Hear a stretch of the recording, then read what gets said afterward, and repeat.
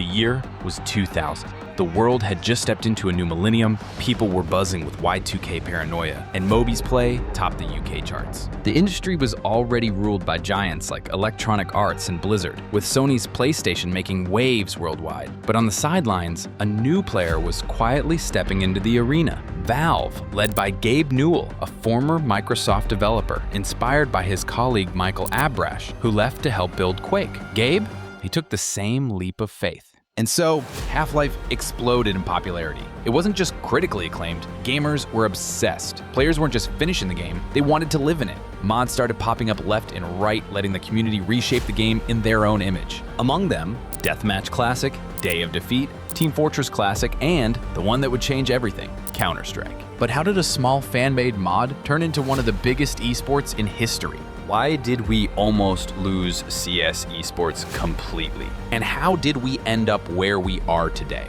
Buckle up. This is the origin story of a legend.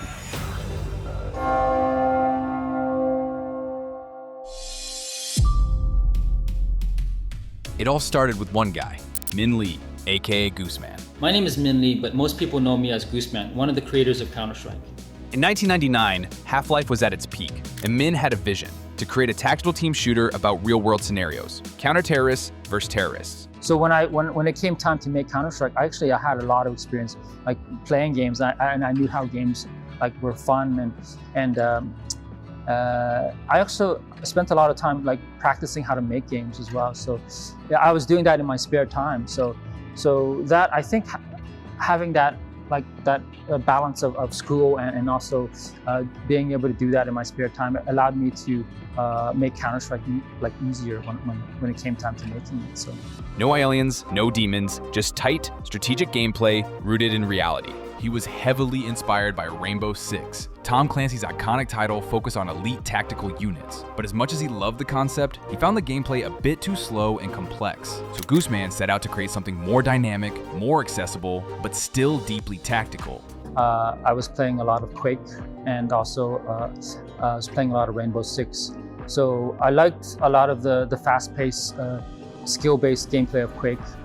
And with Rainbow Six, I was really engaged with the team play focused gameplay of that. So I thought it would be great if I can combine those two and make a kind of a new genre of game. His engine of choice? Half-Life's Gold Source, which offered one key thing, an open SDK. That meant anyone with the skills could mod it. Soon after, Jess Cliff joined the project, helping with maps and UI design. Together, Gooseman and Cliff became a legendary duo. On June 19th, 1999, the first Counter-Strike beta dropped. It was rough. Just a few weapons, a couple of maps, including the now iconic D-Dust, and janky animations. But the core gameplay? Pure gold. By the time Beta 3-5 hit later that year, players were already hooked. The economy system, new weapons, more maps, it all came together.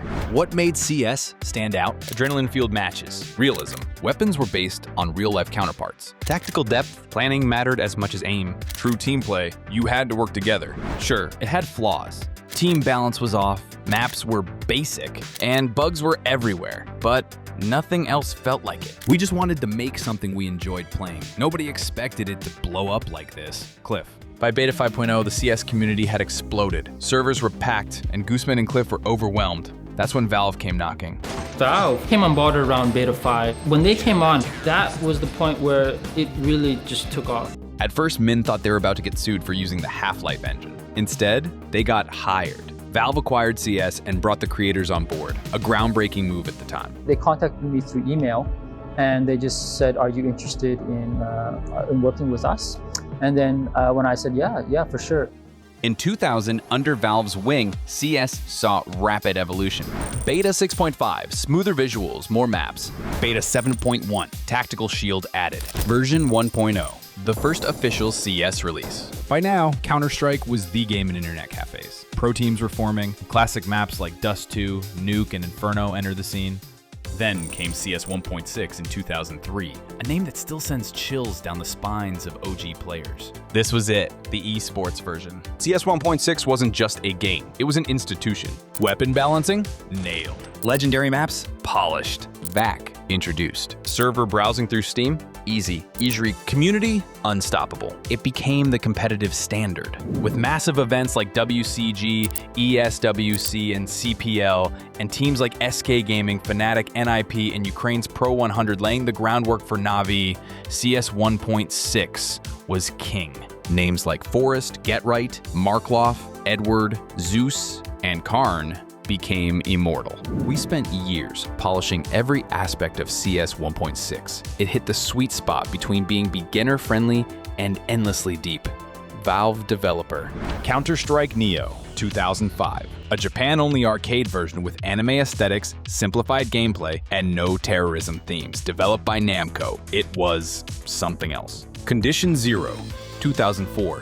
A single-player CS with bots and missions. The dev process was chaotic, bouncing between multiple studios. Fans mostly stuck with 1.6. Counter-Strike Source, 2004. Powered by the new Source engine. It looked great, but played differently. Weapon mechanics, physics, and pacing all changed, and not everyone was happy. The community split in two.